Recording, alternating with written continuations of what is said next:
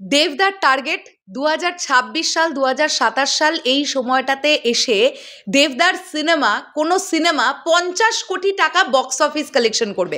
এটা দেবদা এখন থেকে টার্গেট নিয়েছেন আর সেই টার্গেটে তিনি এগোচ্ছেন কিভাবে।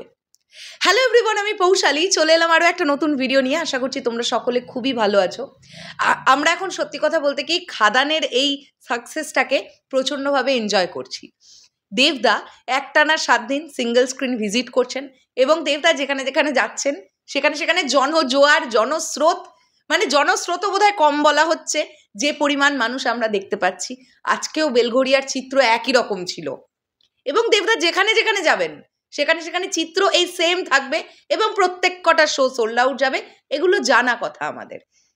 দেবদার রিসেন্টলি ইন্টারভিউগুলোতে বলছেন যে দেবদার চোখে স্বপ্ন যে 2026 সাল বা 27 সালে দেবদার কোনো সিনেমা যেটা 50 কোটি টাকার ব্যবসা করবে এবং এই 50 কোটি টাকার ব্যবসাটার অনেক বড় একটা অংশ দেবদা ভাবছেন সিঙ্গেল স্ক্রিন থেকে আসবে। আজকে এই যে আমরা এতজন এত কথা বলতাম যে পশ্চিমবাংলায় সিঙ্গেল স্ক্রিনের অবস্থা দিন দিন কমে যাচ্ছে, সিঙ্গেল স্ক্রিন ভেঙে দিয়ে মাল্টিপ্লেক্স বড় বড় শপিং মল তৈরি হচ্ছে, সিঙ্গেল স্ক্রিনে সেভাবে ব্যবসা হচ্ছে না বলে হল মালিকেরাও আশা ছেড়ে দিচ্ছেন। সত্যি তো আশা ছেড়ে দিচ্ছিলেন। আজকে যদি একটা ইন্ডাস্ট্রিতে বছরে 3-4টে খাদানের মতন সিনেমা না আসে, সিঙ্গেল স্ক্রিনগুলো কিভাবে চলে তোমরাই আমাকে বলো।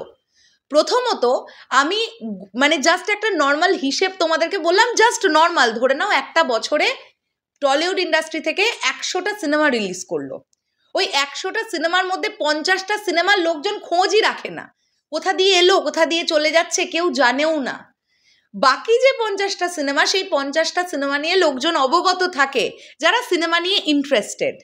তো এই 50টা সিনেমার মধ্যে যদি বছরে 4টে সিনেমা খাদানের মতন সিনেমা না থাকে তাহলে তো সত্যি সিঙ্গেল স্ক্রিন ব্যবসা করবে কোথা দিয়ে। আর আমি আরেকটা বিষয়ও বলতে চাই, দেবদা যে ধরনের গল্পের ওপরে কাজ করছিলেন, মানে টনিক বলো, প্রজাপতি বলো, প্রধান বলো, এই সিনেমাগুলোও কিন্তু সিঙ্গেল স্ক্রিন থেকে ভালো বিজনেস দিয়েছে।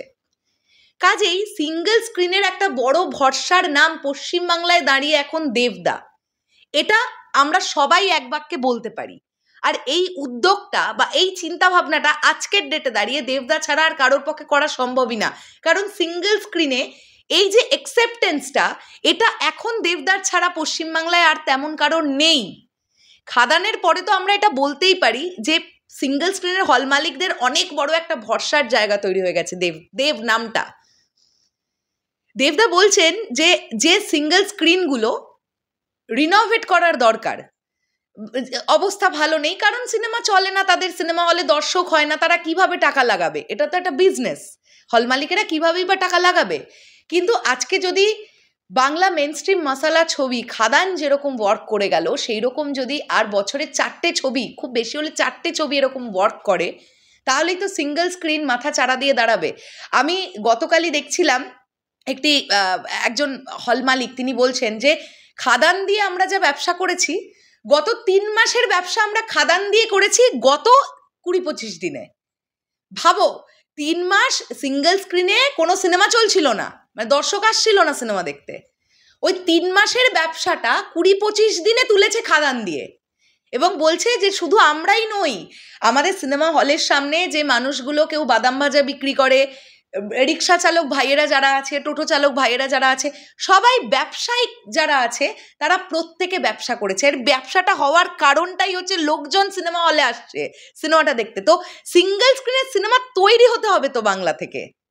আর আমার মনে হয় খাদান যে রেকর্ডটা গড়ে দিয়ে গেল বা এখনো দিচ্ছে, রঘু ডাকাত এর থেকেও বড় রেকর্ড গড়তে আসছে, এটা আমি মনে প্রাণে বিশ্বাস রাখি। কারণ দেবদা মানুষটা এমন একজন মানুষ, কনস্ট্যান্ট নিজের সঙ্গে নিজে চ্যালেঞ্জ নেন। দেবদা তো বারবারই বলছেন যে আপনারা একটু সার্ভে করে দেখবেন যে আমার দেব এন্টারটেনমেন্ট ভেঞ্চার্সের প্রজেক্টগুলো প্রত্যেকটার থেকে প্রত্যেকটা আলাদা। আর সত্যিই তো, তোমরা বলো না কবির, ককপিট, যে সময় ককপিট করেছে দেব এন্টারটেনমেন্ট ভেঞ্চার্স, ওই অত হাজার ফুট ওপরে কোনো বাংলা সিনেমার শ্যুট হতে পারে কেউ ভাবতেই পারেনি।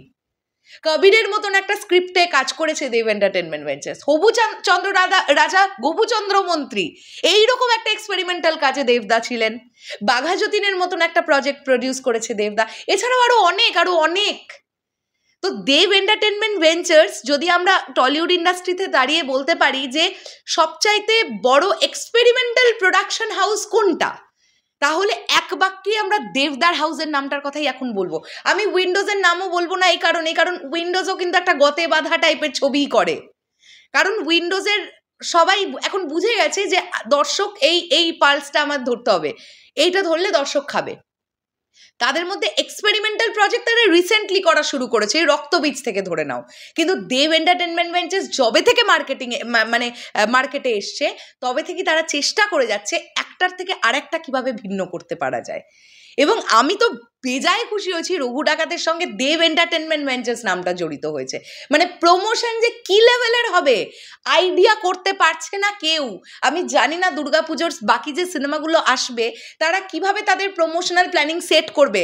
মানে দেবদার টিম যা প্রমোশনাল প্ল্যানিং সেট করতে পারে 2025-এর দুর্গাপুজোর 1 মাস আগে থেকে আর চারিদিকে কিছু শুনতে পাবে না যে কি হচ্ছে, এই বিশ্বাসটা আমরা রাখতে পারি।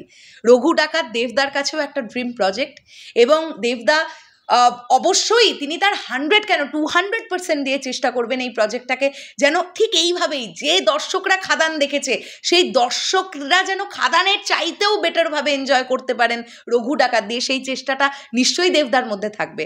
এবং এই ধারাটা যদি মানে অব্যাহত থাকতে পারে তাহলেই তোমরা দেখো না, সত্যি তো, যদি আজকে খাদান ধরে নিলাম আমি 20 কোটি টাকা life time box office collection করলো, হ্যাঁ ধরে নাও রঘু ডাকাত 25 কোটি 27 কোটি করবে, তারপরের সিনেমাটা দেবদা যখন আনবেন সেটা 30 কোটি করবে, তারপরেরটা 35 কোটি করবে। এরম করতে করতে 2027 সালে গিয়ে দেবদা চোখে যে স্বপ্নটা রেখেছেন 50 কোটি, এটা না পূরণ হওয়ার কিছু নেই, সত্যি তো এটা নেই। আর এর আগে আমরা যদি বলি চাঁদের পাহাড় বা অ্যামাজন অভিযান, সবচাইতে বড় বক্স অফিসের যে সিনেমাগুলো আমরা বলি সেই দুটোতেও দেবদাই আছেন।